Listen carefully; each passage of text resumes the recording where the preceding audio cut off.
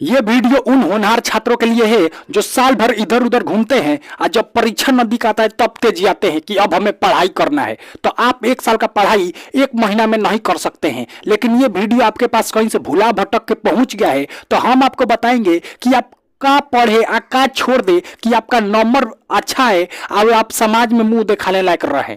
तो देखिए आज की वीडियो में हम मैथ का देखेंगे कि मैथ में आपको का पढ़ना है आ का छोड़ देना है, क्योंकि भाई हमारे पास अब एक महीना ही टाइम बचा है। तो देखिए मैथ जो है ना बिहार बोर्ड एनसीईआरटी में 15 गो चैप्टर है और आप अब अगर 15 गो चैप्टर अब करने बैठेंगे, 15 गो चैप्टर अब पढ़ने बैठेंगे तो भाई परीक्षा खत्म हो जाएगा और रिजल्टो आ जाएगा। तो देखिए आपको 15 चैप्टर नहीं पढ़ना है, 15 चैप्टर नहीं पढ़ना है, मैं जो बताऊंगा वही चैप्टर पढ़ना है। देखिए जौन पहिल का चैप्टर है ना भाई वास्तविक संख्या, ये बहुत इंपॉर्टेंट है, इससे प्रश्न आता है और कौन कौन से आपको पॉइंट पढ़ना है ये भी बताऊंगा। इसमें आपको HCF एलसीएम निकालना आना चाहिए, काची से, गुणनखंड विधि से, अभाज्य गुणनखंड विधि से, और जो है A BQ+R। इसका मतलब क्या होता है भाई, आप अगर पढ़े होंगे, अगर आप अभी तक नहीं पढ़े हैं तो जाइए भाई यूट्यूब पे बहुत मास्टर पढ़ाता है लोग,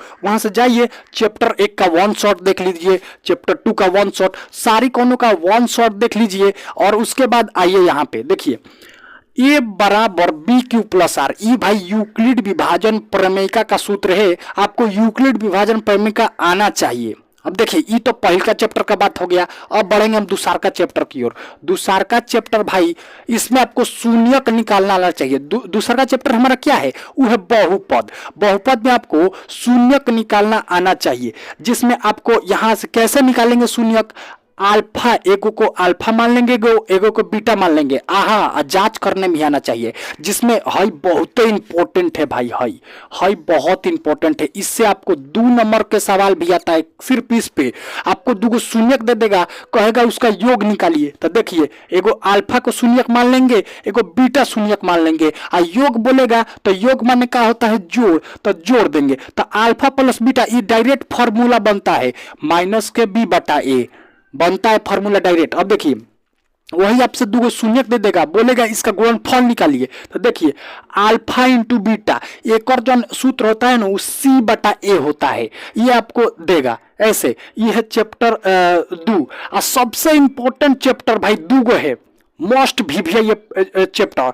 एगो है चैप्टर 3, एगो चैप्टर 8। तो चैप्टर 3 देखिए 2 चर वाले रैखिक समीकरण का नाम है चैप्टर 3। इसका भी 1 शॉट तो इम्पॉसिबल है भाई, 1 शॉट, क्योंकि इसमें बहुत सारे, इस चैप्टर से बहुत क्वेश्चन आता है। देखिए का इसमें आपको का सीखना होता है, प्रतिस्थापन विधि, विलोपन विधि, ब्रज गुणन विधि। आई देखिए इसी में ग्राफ आता है, ग्राफ से आपको 5 नंबर तक धारा हुआ है, 5 नंबर आपका धारा हुआ है ग्राफ से। उसके बाद देखिए चैप्टर नंबर 5, इसमें कैसे क्वेश्चन आता है, एनवा पद। चैप्टर नंबर 5 बहुत आसान है, इसका भी 1 शॉट यूट्यूब अवेलेबल होगा, जाकर देख लीजिएगा। और हाँ तनी सीरियस हो जाइए, कैसे कि खाली साल भर साइकिल चला के कोचिंग जैला से या घरे आके कॉपी फेंक देला से काम नहीं चलता है, थोड़ा सीरियस हो जाइए, क्योंकि भाई साल भर का मेहनत का रिजल्ट आएगा। कैसे आएगा, पढ़े के आएगा। तो देखिए 8वां चैप्टर, बात करते हैं 8वां चैप्टर के भाई।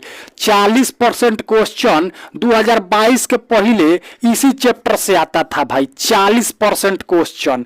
बहुत आई में 5 नंबर में आता है हमेशा सिद्ध करे वाला, सिद्ध करे वाला क्वेश्चन 8.5 में है ना, वो भाई हमेशा आता है 5 नंबर का, कोई ना कोई एक दे देगा। तो आपको चैप्टर 8 को 2 बेर भाई रिवाइज कर लेना है, पढ़ना है, बेर रिवाइज करना है, क्योंकि चैप्टर 8 बहुत इंपॉर्टेंट है। उसके बाद देखिए आपको वो और ही छोड़ देना है, उसके बाद बढ़ना है सांख्यिकी चैप्टर की ओर। ये चैप्टर नंबर 14 है सांख्यिकी। इसमें आपको क्या करना है, माध्य, माध्यक, अब बहुलक निकालना है। क्या निकालना है, माध्य, माध्यक, बहुलक। ये अगर आप निकाल लेते हैं तो आप एग्जाम में सम्मानजनक ये स्कोर कर सकते हैं। तो देखिए पहल का चैप्टर में हमें क्या पढ़ना है, HCF एलसीएम निकालना चाहिए, यूक्लिड विभाजन प्रमेयिका आना चाहिए, जिसे यूक्लिड विभाजन एल्गोरिथम भी बोलते हैं। और दूसरा का चैप्टर में हमें शून्यक निकालना आना चाहिए, जिसमें फॉर्मूला होता है अल्फा प्लस बीटा, शून्यकों का योगफल